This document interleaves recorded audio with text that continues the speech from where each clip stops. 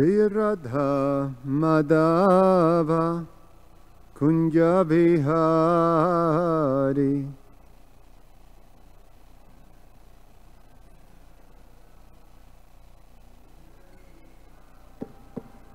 Jaya Radha Madhava Kunja Bihari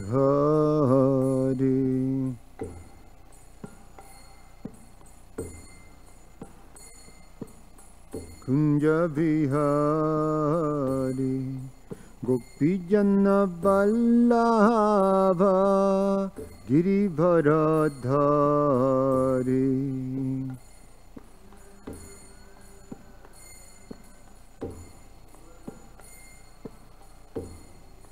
Gopijana Vallabha Giribharadhari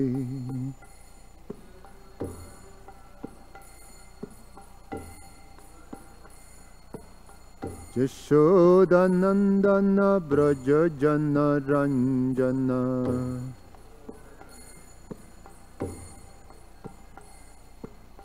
Yashodanandana Braja Jana Ranjana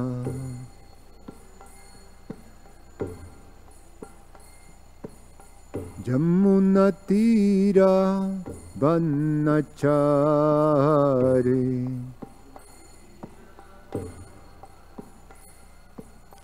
Jamuna Tira Vanachari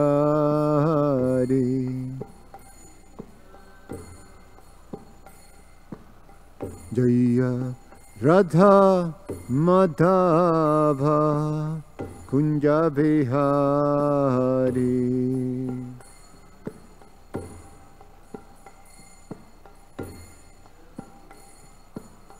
Jaya Radha Madhava Kunja Bihari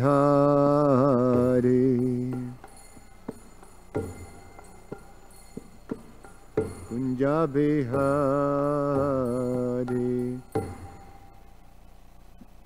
Jaya Vishnupad Paramahansa Parivrajagacharya Ashtotara Satashimat His Divine Grace A.C. Bhaktivedanta Swami Srila Prabhupada ki Jayam Vishnupad Paramahansa Parivrajagacharya Ashtotara Satashimat His Divine Grace Bhaktisiddhanta Saraswati Goswami Maharaj Srila Prabhupada ki Ananta Koti Vaishnava Vrinda ki ISKCON Founder Acharya Srila Prabhupada ki Grantara Srimad Bhagavatam ki Nitai Gaura Premanandi.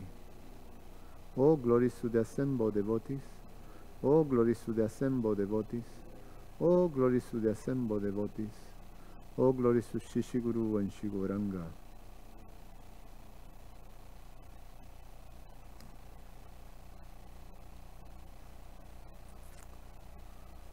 Om Namo Bhagavate Vasudevaya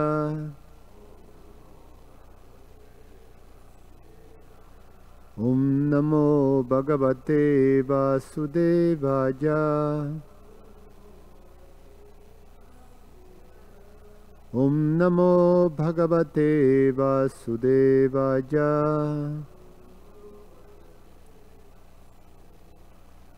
Reading from Srimad Bhagavatam, Canto 10, entitled The Summon Bonum, Chapter 7, entitled The Killing of the Demon Trinivarta, and we're reading today text number 29. Tam antirakshat patitam shilayam Vishirna Sharva Bhajavam Karalam Puram Jata Rudra Sharena Vidhan Strijorudatyo Dadrishu Sameta Tam Antarikshat Patitam Shilayam Vishirna Sharva Vajavam Karalam Puram Jata Rudra Sharena Vidham Strijo Rudatyo Dadrishu Shameta Tan Antarikshat Patitam Shilayam Vishirna Sarva Vajavam Karalam Puram Jata Rudra Sharena Vidham Striyo Rutadyo Dadrishu Sameta. Please chant.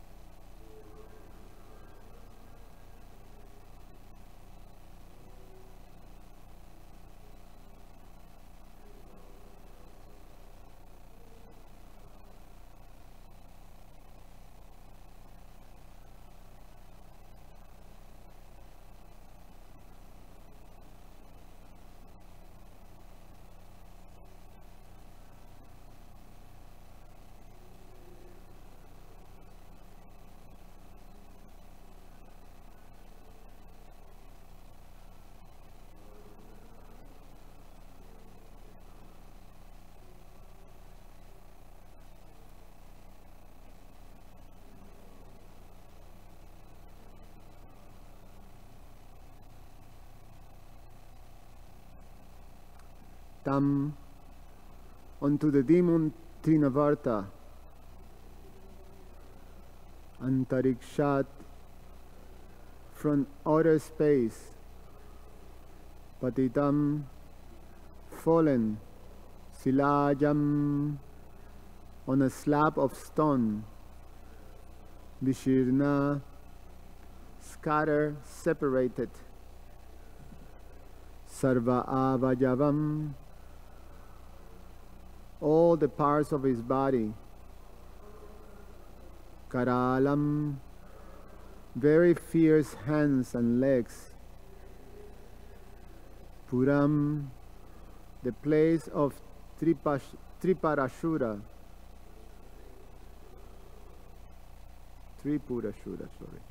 Jatha as Rudra Sarena by the arrow of Lord Shiva Vidam pierce Strijaha all the women, the gopis Rudatyaha although crying because Krishna was separated from them Dadrishuhu they saw in front of them Sameta all together. Translation and purport by His Divine Grace A.C. Bhaktivedanta Swami Srila Prabhupada Ki Jai. While the gopis who has gathered were crying for Krishna, the demon fell from the sky onto a big slab of stone, his limbs dislocated as if he has been pierced by the arrow of Lord Shiva, like Tripurashura. Purport. In transcendental life, as soon as devotees of the Lord merge in lamentation, they immediately experience the Lord's transcendental activities and merge in transcendental bliss. Actually, such devotees are always in transcendental bliss, and such apparent calamities provide a further impetus for that bliss. Om Agyana Timirandasya Gyananjana Shalakaya Takshur Ummilitam Yena Tasmai Sri Gurube Namaha. Namo Om Vishnupadaya Krishna Prestaya Bhutale Shrimate Swami. Namo Om Vishnupadaya Krishna Prestaya Bhutale Shrimate Bhaktivedanta Swami Niti Namine. Namaste Saraswate Deve Gauravani Pracharine Nirveshesha Shunyavadi Pashatyade Shatarine. Vanchakalpa Tarubhyasha Kripa Sindhu Vyaevacha Patitanam Pavanevyo Vaishnavevyo Namo Namaha. So, the very important understanding that is presented by but especially is presented to the world in the teachings of Srila Rupa Goswami is how the feelings of prema or the manifestations of pure devotional service happens in so many different varieties of moods in the pure devotees.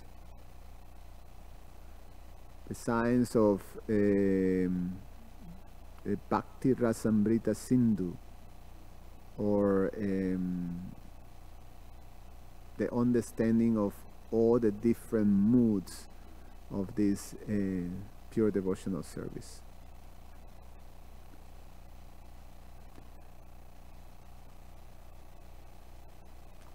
Earlier, Srila Prabhupada explains that the form of Krishna is Ananda Chimaya Rasa Vigraha. Ananda Chimaya Rasa Vigraha. Vigraha means form, and Ananda Chimaya Rasa, he is the enjoyer and the relisher of all varieties of Ananda Rasa, or these moods or these different emotions that provides bliss. So in all situations, the form of Krishna is a manifestation of full bliss. Ananda Chimoya Rasa Vigraha.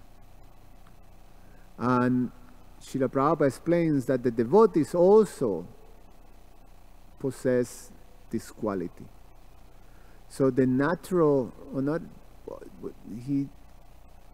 just the devotees, it's just the innate quality of the living entity in their constitutional position, in the proper position. They are in that position by nature of full bliss, and also the experience of all these different moods.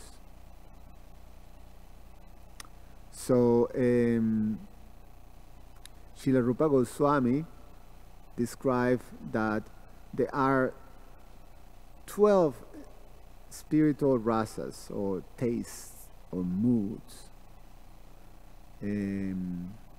Of them, 5 are the principal rasas that we know of them. Is neutrality, servitorship, friendship, parental, and conjugal. And then there are 7 that are secondary rasas, and they're called Raudra, which is anger, Abduta, wonder, Hasya, comedy, Vira, chivalry. I always have a problem pronouncing that word. Chivalry. Dasya, mercy. Bhayanaka, horror. Vivatsa, shock. And so those are the 7. So you have all these different emotions that are there, and then you combine them and then provide a whole varieties of moods, and all of them enhances or becomes the word that Prabhupada used in the purport is impetus. They provide impetus. So they provide further impetus for the bliss that the living entity experience, that the spirit soul experience. So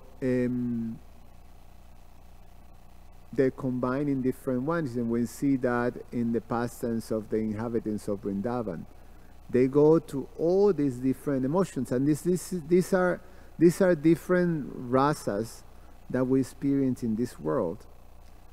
The difference is that those rasas in general, they provide, they take the living entity into this ride of dualities of happiness and distress, and they come as a package.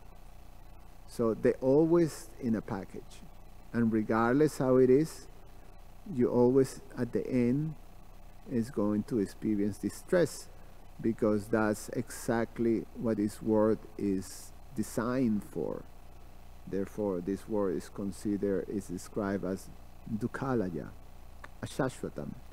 Because of the nature of the design of this world, everything at the end is a manifestation, or is an experience of unhappiness. In the spiritual world, is the contrary. Everything is a manifestation of happiness or bliss.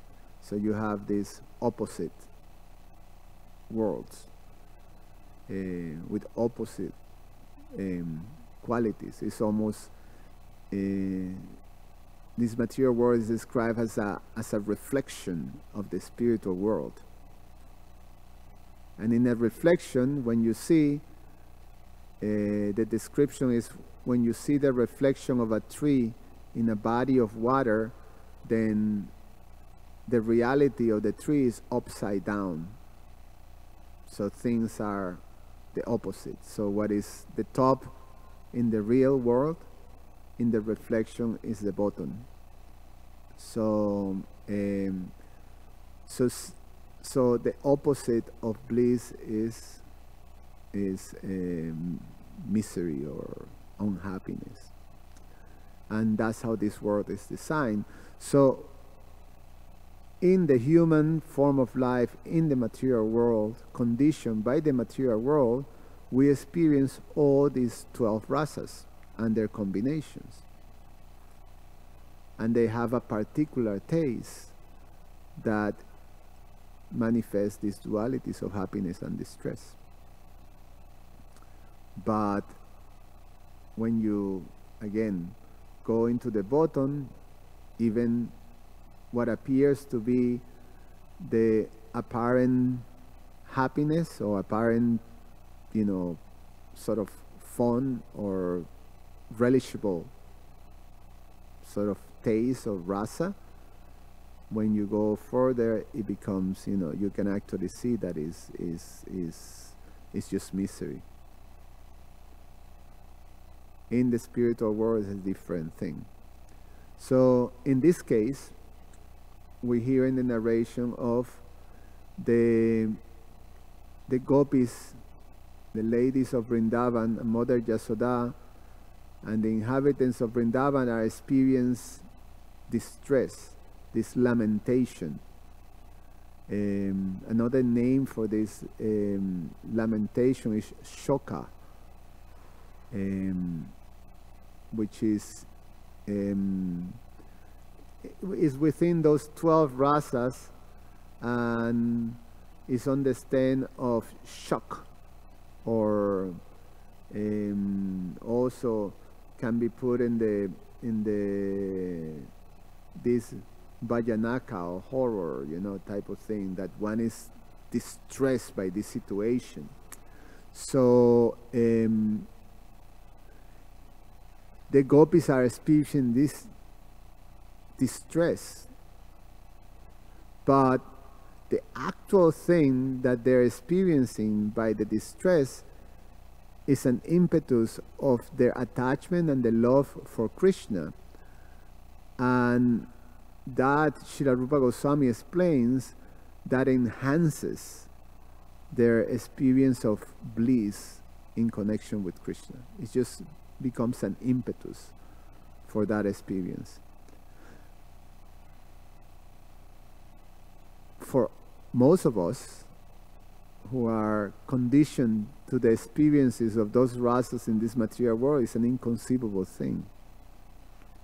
How you can experience bliss in a position of being distressed and lamenting? Only a sick person can do that. When you see persons that they experience joy or some pleasure in torturing themselves, we call those persons masochists, right? And it's a mental illness. So a sane person in a distressful situation will not experience bliss; it will experience distress. So for us, most of us who are conditioned in this material world, it's very difficult to understand this experience of the pure devotees.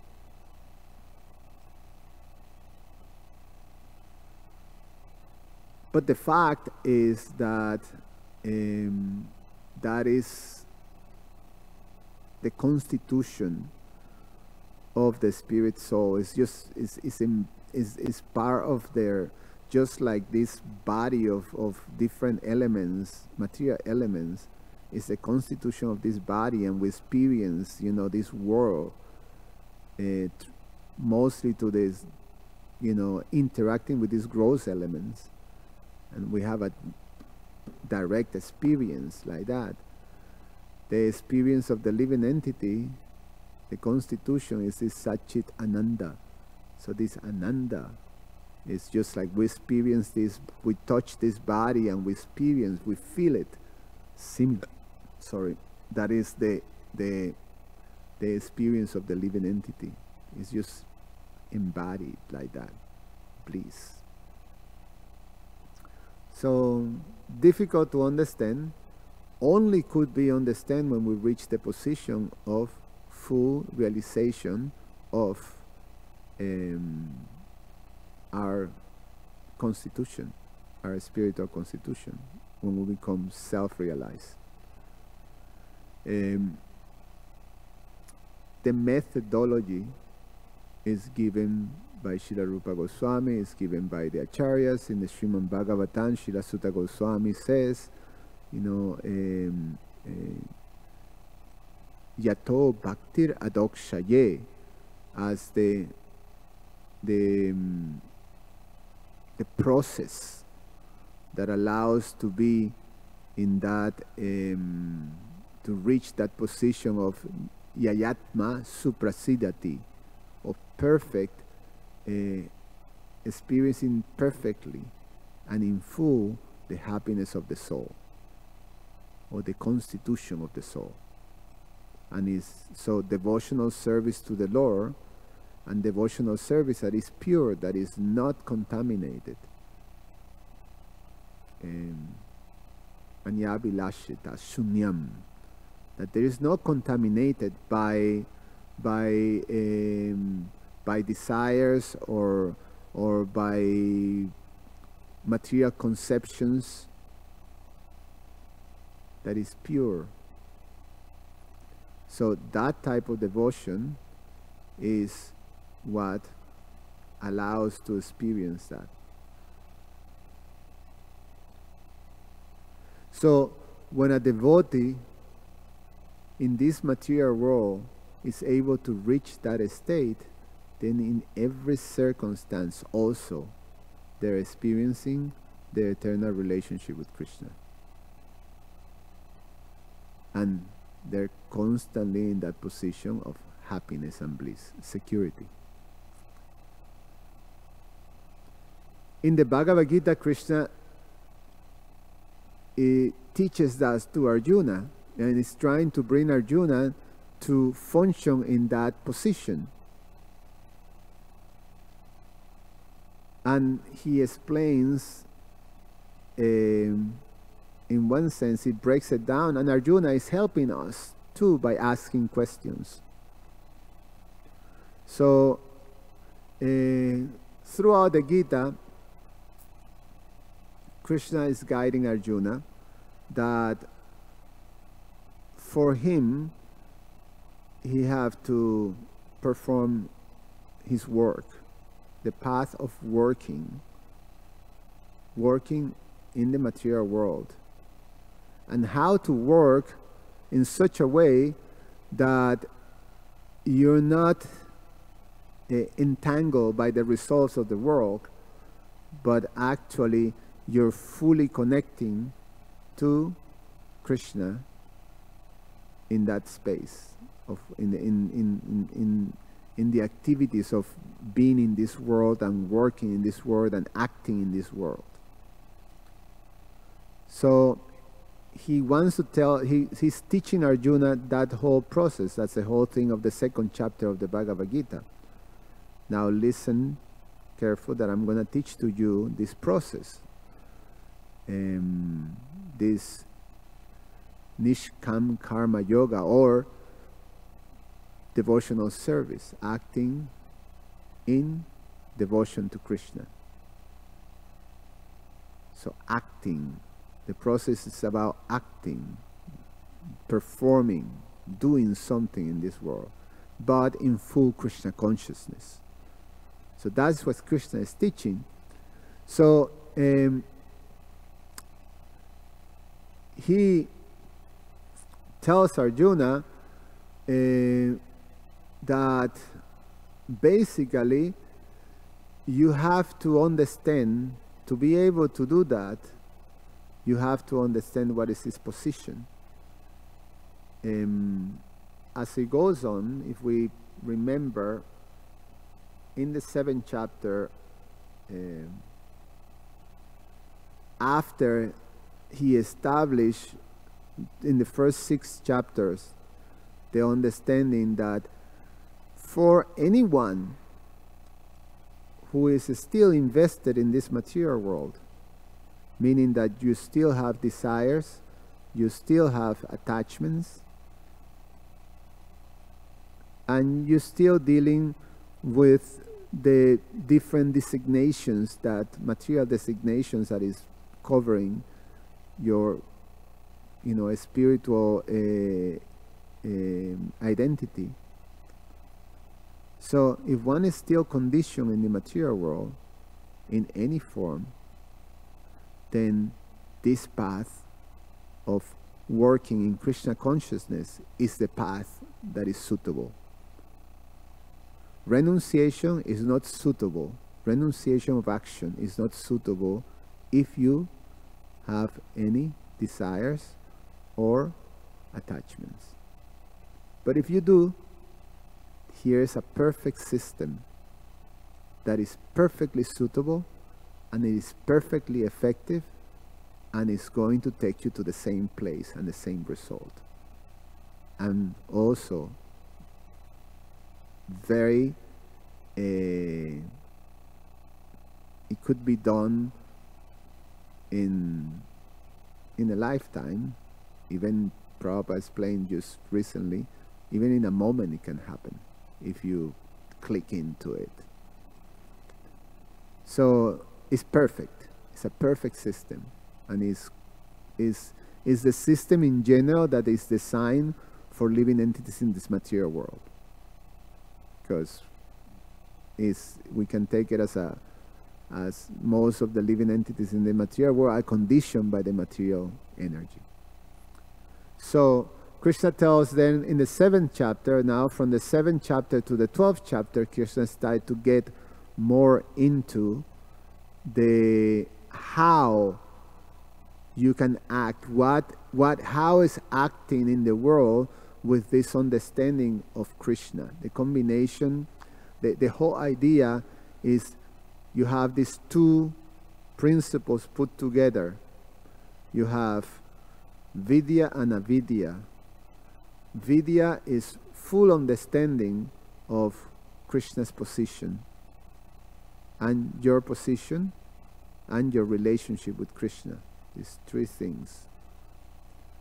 And Avidya is just your understanding of your nature and the propensities that one have and the understanding of the world, material understanding. So, or karma, your activities, your actions, your propensities, and yoga, which is the process of elevating yourself or connecting with the absolute truth. So these two together, what it gels, what it glues them, what is actually make them is this full understanding of Krishna. So from the 7th chapter to the 12th chapter, Krishna goes into more the emotion, the devotional part, the connection with Krishna. How do we see how we can function in the world connecting with Krishna? How we can act in such a way that with the full understanding that Krishna's position and my position in relationship with Krishna. So therefore, that middle part of the Bhagavad Gita describes bhakti, the devotional service. So in the 7th chapter, right after is Arjuna finally is able to get it in terms of that there is possible that you can act in this world and being in Krishna consciousness and experience the elevation of consciousness, experience the freedom from entanglement in this material world. So he got that. Now we're getting into, okay, now finally I understood that you can be in the world and act in the world and still be, a progressive spiritualist or transcendentalist. So he got to that point. Now it comes the more details of going into that consciousness of Krishna consciousness. So the 7th chapter starts like that. Now Krishna is going to go more into that because Arjuna is non-envious and his friend and his devotee. So at the end of the 7th chapter, Krishna tells Arjuna that those in full consciousness of me, who know me, the Supreme Lord, to be the governing principle of the material manifestation of the demigods and all the methods of sacrifice, can understand and know me, the Supreme Personality of Godhead, even at the time of death. So, working with that full understanding of Krishna's position and my position. So similarly, in the 8th chapter, he also says that, he established that in the 5th chapter, Bhaktaram Jagyata Pashan. So he's just emphasizing now the same principle, that if you understand Krishna's position, he is the supreme enjoyer, he is the supreme proprietor, and he is our best well-wisher. Same thing that is explained in the Ishopanishad, the Ishavasya principle. Krishna is the proprietor and the owner of everything. So, if one fully understands that, even at the time of death, he can remember Krishna. So, this remembrance of Krishna, this being able to constantly remember Krishna, is what gives the living entity the capacity to experience the type of security and happiness of the soul that the inhabitants of Vrindavan experience. So Arjuna asks in the 8th chapter, he starts by asking questions, trying to go further to Krishna. Now, okay, so, and specifically, the question that pertains to what we're discussing right now is the last question. He asks 8 questions in the beginning of the 8th chapter. He asks, "O my Lord, O Supreme Person, what is Brahman?" I mean, the spirit, the spiritual energy. What is the self? Second question. What are fruitive activities, karma? What is this material manifestation, this world? And what are the demigods? Please explain to me. Then, who is the Lord of sacrifice and how does he live in the body, O Madhusudana? And how those, this is a question, how can those engaged in devotional service know you at the time of death? So this is a very pertinent question, because we know now, it's established that if we can work in full consciousness of Krishna, understanding his position as a supreme controller, understanding our relationship from him, understanding his position of full proprietorship, then even at the time of death we can remember him. So and the time of death, why the time of death? Because the time of death is the most dramatic event that the living entity experiences in a lifetime. It's the most shocking, the most fearful event. So if you can remember Krishna at the time of death, then it means that you already have perfected that, because that's the most difficult test that one has to go through.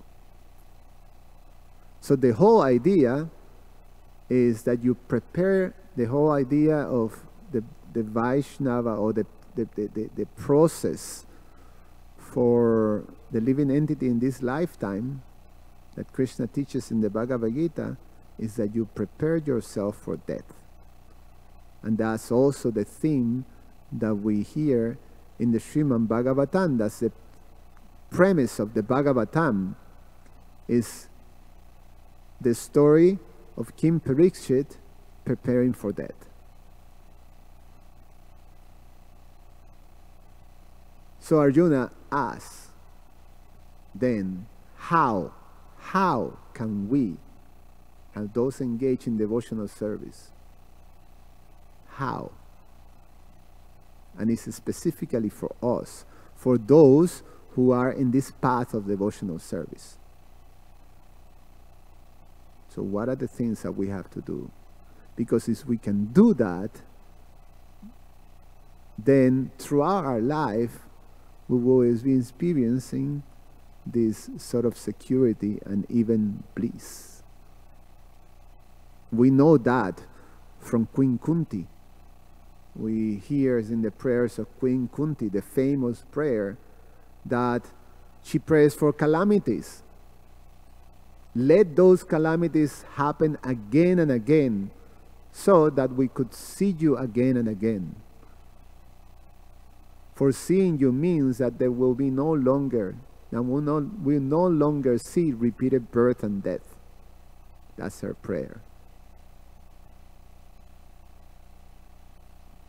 Because if we're able to be in that consciousness, we know that at the time, we have conquered death. So, so Arjuna asked that, and Krishna answered, well, he started to say that why it's so important, because at the time of death, he explains this antakale chame divyam smaram muktva kalevaram ya prajati shamat bhavan jati nashtyatra samsaya. What happened at the time of death? That if we actually remember Krishna at the time of death, him, then we will obtain him with no doubt. Atra samsaya, no doubt, will be back home, back to Godhead.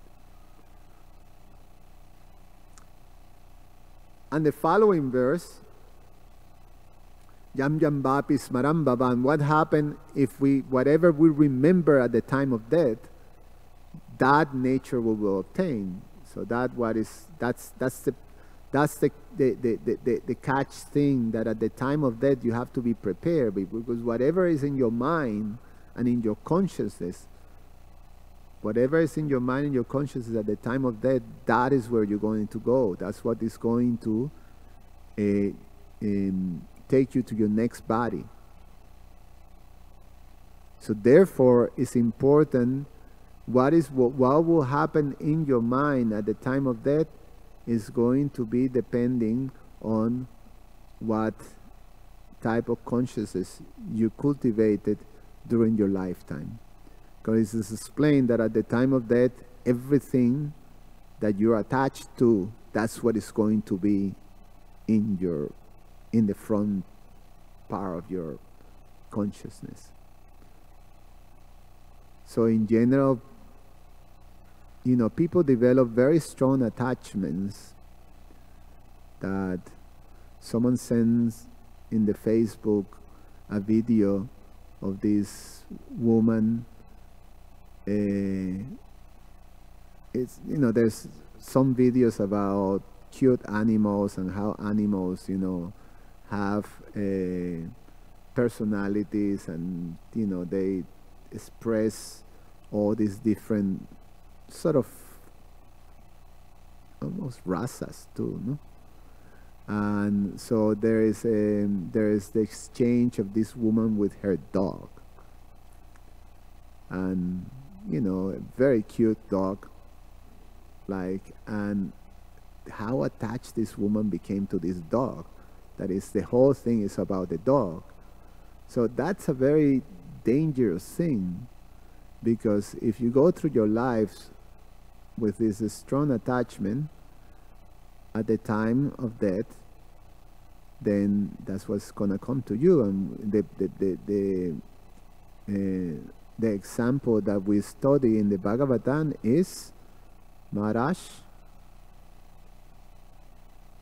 Bharat Maharaj, that he became attached to a deer, although he was such an advanced transcendentalist, just because of, by some circumstance, he became attached, so then he had to experience another lifetime as a deer.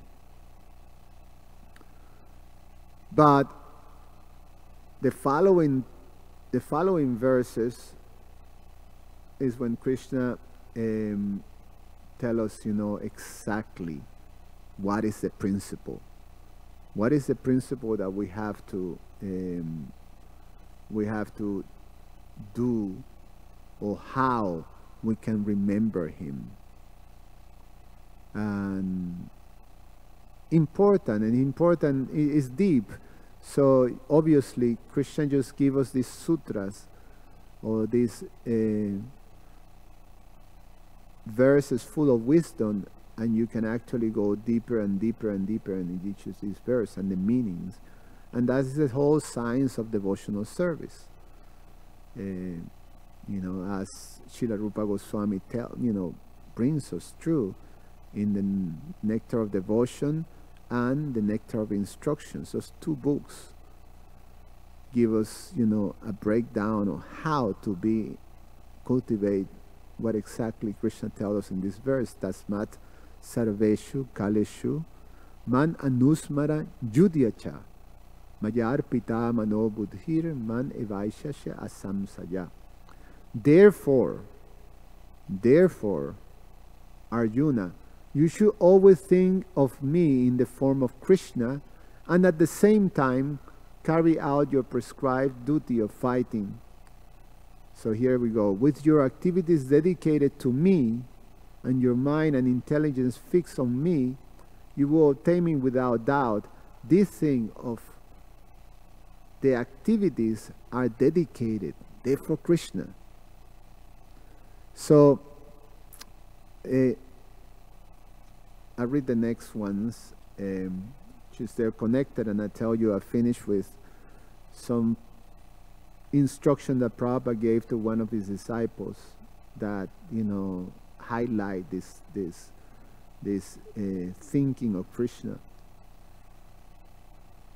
Krishna then tells Arjuna, he who meditates on me as the Supreme Personality of Godhead, his mind constantly engaged in remembering me, undeviated from the path of Partha, is sure to reach me. One should meditate upon the Supreme Person as the one who knows everything, as he who is the oldest, who is the controller, who is smaller than the smallest, who is the maintainer of everything, who is beyond all material conception, who is inconceivable, and who is always a person. He is luminous like the sun, and he is transcendental beyond this material nature. One who at the time of death fixes, then he goes into a little more of the things that happens. But the power of understanding that always be constantly engaged in thinking of Krishna and dedicating, while working, dedicating whatever we do for the pleasure of Krishna, in the service of Krishna, then that cultivation, that activity in itself is what is going to take us into that position that at the time of death, the same thing what happens, Krishna will be present. I'm finished with this. I've been listening to Srila Prabhupada's Lila, and in this instance, Prabhupada was in Vrindavan, 1972, and during that time, Prabhupada was establishing his institution, ISKCON, in India. So he have these three major projects that he wanted to establish very strongly and build very beautiful temples in these three places: Mayapur, Vrindavan, and Mumbai. So it's very exciting to see, to hear how Prabhupada was managing and fighting and clevering, that being more clever or outsmarting all kinds of powerful cheaters, professional cheaters, and that had all the young devotees of Srila Prabhupada completely confused. But Prabhupada was, outsmarting them, with pretty amazingly. Anyway, in Vrindavan, so he had the task to build the Krishna Balaram Mandir. And there were in all of these projects there were many difficulties. So in Vrindavan also, there were so many difficulties. One is that the Brajavasis were not open to the Western devotees, the followers of Srila Prabhupada, and also, just a regular thing of you see the cheating part. So it was very difficult, and Prabhupada had all these young devotees, very inexperienced, having to try to manage these projects, because Prabhupada will still be traveling the world and preaching. During that time, the movement was exploding all over the world, and it required a lot of Prabhupada's attention. So Prabhupada placed this particular devotee, his name was Subala, and he was the main manager. He was living in the land where Krishna Balaram Mandir is, in Raman Reddy, and then Prabhupada has his quarters with the devotees living close by the Radha Damodar temple. We know Prabhupada's rooms there. And Subala Prabhu comes to Srila Prabhupada and tells him, Prabhupada, I cannot take this no more. All this, I can't remember Krishna. Now it's impossible for me to remember Krishna. He was making this argument. The only thing that I'm constantly meditating is, this person is cheating me. I have to pay these bills. I have to do this thing. I have to be there, seeing that the workers are doing. It's like I'm overwhelmed. I cannot chant my rounds. I cannot concentrate. I cannot remember Krishna. So, so I don't think I can do this, because this is not good for my Krishna consciousness. I'm not able to remember Krishna. And on the top of that, the devotees are not cooperating with me. They're not, they're. So what I like to do is I like to retire and, go into one of the forests of Vrindavan and just stay there forever, just chanting Hare Krishna. He says that. And Prabhupada told him, same principle, this man anusmara judya cha, that mayar pita mano buddhir, that thinking on Krishna's service is not different than thinking of Krishna, basically. That all this pain of bills, of looking after, the workers, of all of that, that's not different than thinking of Krishna, the person Krishna, or being connected with Krishna. Krishna's service, Krishna, the person, the Supreme Person, there's no difference. That's Krishna's meditation. That's meditating in Krishna. So that's where the principle lies. And then Krishna tells, Srila Prabhupada tells Subala Prabhu, do you think Arjuna was sitting in the battlefield of Kurukshetra meditating on Krishna? Peacefully meditating on Krishna? No. Arjuna was thinking on the soldiers that he had to kill.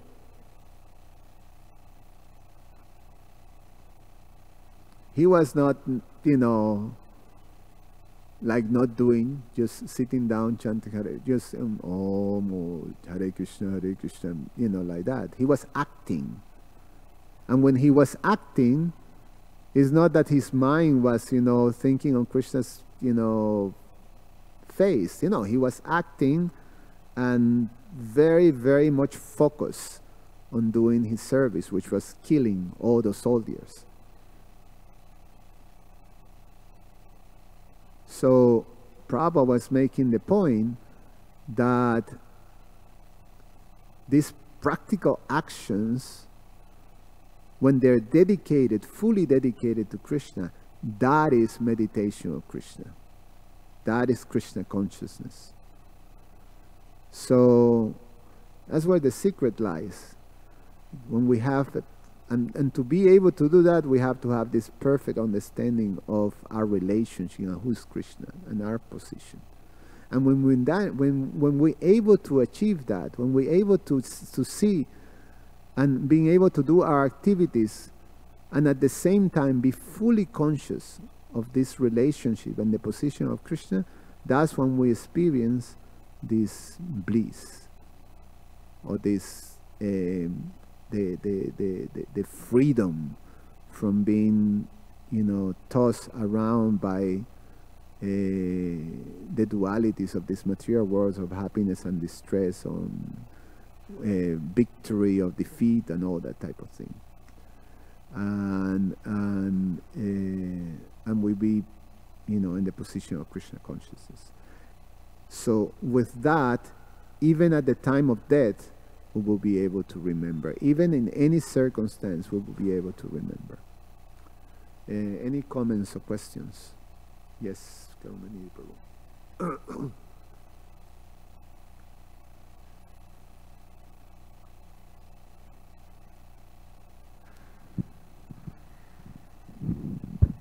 Here, very nice point that sometimes devotees, they don't have time to chant, that they are very busy in Krishna's service. So you gave very nice example, however, Srila Prabhu with Prabhupada. So there is a evidence in 11th canto. So Vasudeva, Vasudeva is asking to Narada Muni what I should do, because Krishna has gone now. I could not serve, I could not know him. He is the Supreme Personality of God. I could not render service properly. Nicely, he was lamenting. So in this connection to lamentation. So Narada Muni there, he said, because you are feeding Krishna, you are associating with Krishna, you are, always you are with Krishna, no? So that is the highest perfection. So you don't have to do any, you don't have to go through any regulative principle. Like that means for exalted devotees, there is no need of regulative principle. There is no need? No need of regulative principles to be followed, because for exalted devotees like Vasudeva, and those who are constantly associating with Krishna. So it's a very nice point. Yeah. So another thing, here is a question for in the purport. Prabhupada wrote, that first line, you read first line, you see in distress, so in lamentation, so devotees enter into what? To that, to experience the transcendental bliss by remembering the activities of Krishna. So, let us discuss whether it is like it happens automatically, or a devotee has to think of Krishna in that stage of lamentation. Did you follow my question? So it happens automatically, or you have to think Krishna's activity at the time of lamentation. Yeah, just for understanding, so say the Pandavas or Queen Kunti or some of the devotees that experience those very difficult situations. In general, the lamentation is being separated for either Krishna or Krishna's devotees, like that. And then automatically, immediately comes Krishna to mind. So for the way I understand, I mean, of course, this is all over my head. Is in one sense is just nominal knowledge or theoretical for me. what you read and you hear from Srila Prabhupada, that any circumstance for the pure devotee is an impetus for remembering Krishna, whatever it is. If it's a circumstance that is, a calamity, or if it's a circumstance of a loss, and you feel, lamenting, then Krishna comes and remembers. Say, for example, when a pure devotee, or an exalted devotee that is so important for you, is leaving his body. So it's this terrible lamentation that is there. But at the same time, Krishna comes and there's some bliss, the connection. So in general, when a devotee leaves his body, there's this combination of distress and happiness. Just recently, I was, they did the broadcast of His Holiness Gunagrahi Maharaj leaving his body. Just when he was leaving his body, they were broadcasting the whole thing, and the room was full of devotees in this joyful mood of kirtan, and at the same time crying. So what is how you do that? I mean, either you're but it's just natural. You don't have to force it or do it. It just happens. You're like you're experiencing bliss because it's all Krishna. Krishna is at the center, and the thought of this devotee who you love is going back home to him. Is amazing. It's a celebration. And at the same time, there's the distress of the lamentation of, this is it, no more the association of this great, well-wisher and devotee. So it becomes an impetus. It's something that is very wonderful to look forward to being in that position 24/7. I mean, we do experience it. Different ones of us, we have these experiences, paramdrishta nivartante, these moments that give us a higher taste of this happiness, of this position of, like experiencing the bliss of devotional service. Like, remembering at the end of a date of an amazing festival, Harinam festival, remembering, I worked so hard, and the whole day, and then at the end of the day, I was devastated. I mean, everything ached, even my eyelids were aching. And then, like, come to the temple, after just loading all those equipment and things like that.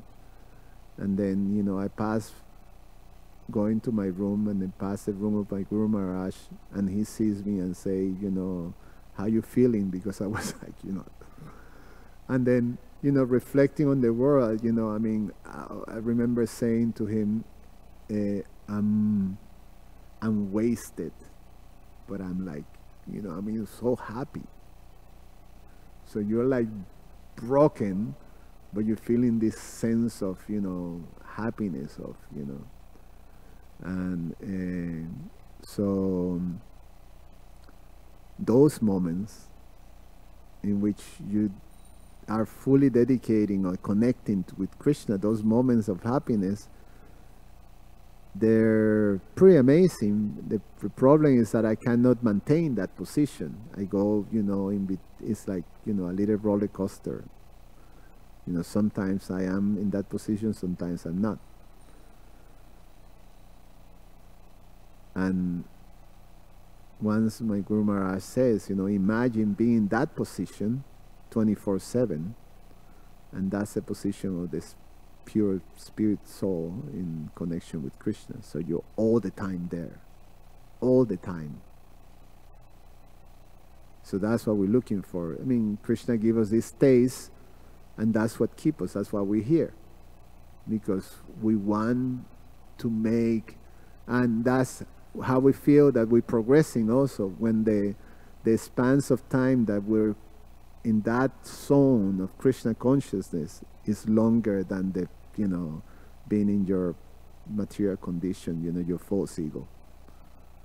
Every time you're in the false ego, you're like miserable. And when you're in those moments, it's like, boy, you know, it's this happiness that you just don't experience in the material world. Isn't it? I think we all can say that. That's why we're all here. So that's what keeps us going. Anything else?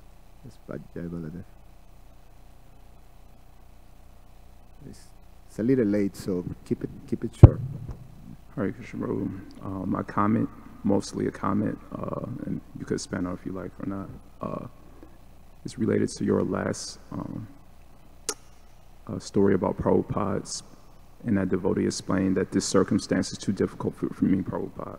I should retire, and you also mentioned that devotees find any situation favorable to remember Krishna, whatever the situation is. And that brings to mind of that famous verse where Lord Shiva spoke of King Chitraketu when he was more or less unfairly transformed into a demon by Mother Parvati, due to some misunderstanding, you could say.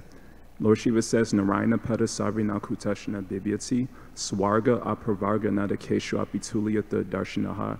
Devotees can always remember Krishna in hellish situations or heavenly situations because they always take shelter of Krishna. And we see that in our life, that persons, places, things, and circumstances are like the weather. Sometimes it's good, sometimes it's bad. When the weather is bad, just like winter is coming, what are we going to do? We're going to mostly take shelter in the, you know, in the building. So when circumstances or people are cold-blooded, we take shelter in Krishna. Of course, it's easy to theoretically mention that, but that's one point I appreciate. And I'll just say some appreciation for Prabhupada, how he took shelter of Krishna. Then I'll have one last comment, is that Bhaktisiddhanta, when Prabhupada first met Bhaktisiddhanta when he was approximately 25 years old, and Bhaktisiddhanta said, preach Krishna consciousness in the West. Now, if somebody told us to preach Krishna consciousness in the West when we're 25 years old, and so we usually, in our situation, we usually ask, okay, when do I get the results? Just like we work, you know, a job, and at the end of the day, we get a paycheck. Now, if somebody told us, you'll get results 45 years later, who would stay in Krishna consciousness or stay in their service? Nobody, but Prabhupada did, 45 years later. Why? Because he took shelter of Krishna, and he didn't take shelter of his circumstances. He actually built character by hearing Bhagavatam, reading Bhagavatam, Sadhu Sangha Nama Kirtan Bhagavad Shravan. He did all the limbs of powerful, and he did it with the right motivation, because we can see in the scriptures that there's people who do the wrong thing for the right reason, like Haridas Thakur lied to the prostitute.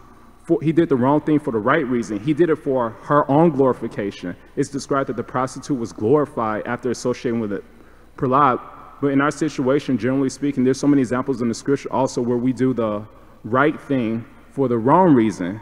We, you know, do our sadhana with the motive that it can bring us honor, like Durvasa Muni. I'm a great spiritualist. So we can all speak theoretically, not speak theoretically. It's easy to speak, you know, take shelter of Krishna when things don't go your way. And I'll speak the same thing. I'm only speaking theoretically. But one last point I appreciate it is that it's not possible to develop these qualities without Krishna's mercy. We could speak theoretically all we want. But one example in the scriptures I really appreciate, this is my last point, is that once Krishna and Balaram approached a garland maker named Sudama, not Sudama Brahmana, but Sudama the garland maker. And Sudama gave Krishna and Balaram a garland. And so, you know, the Lord was so grateful. He's grateful for everything. So he asked Sudama, in return for your you know, gracious gift, we can grant you any wish you want. And so Sudama wished for 3 things. Like the Bible says, ask and you receive. What are we asking for? So Sudama asked for 3 things. One, the first wish he asked for was unshakable faith in Krishna, because our circumstances sometimes shake our faith. So that was one of them, unshakable faith in Krishna, friends with the Lord's devotees, and compassion for all living beings. Those are the 3 things he prayed for. And Krishna was so pleased with them that he granted them the things that we normally ask for. He granted him riches, beauty, and prosperity for his whole family. He was like, because I'm grateful for your proper motivation, that I'm going to grant you all these things. And we see in the material world, when people ask for these things, these material things, how long will they keep them if they don't have unshakable faith in Krishna? So that's one. So those are some points I appreciate. I'm speaking theoretically, but at least, you know, we can ask for have the proper motivation, and that's one thing I appreciate about some of these points I try to keep in mind. So anyway. Thank you, bro. Garantara Shriman Bhagavatam ki jai.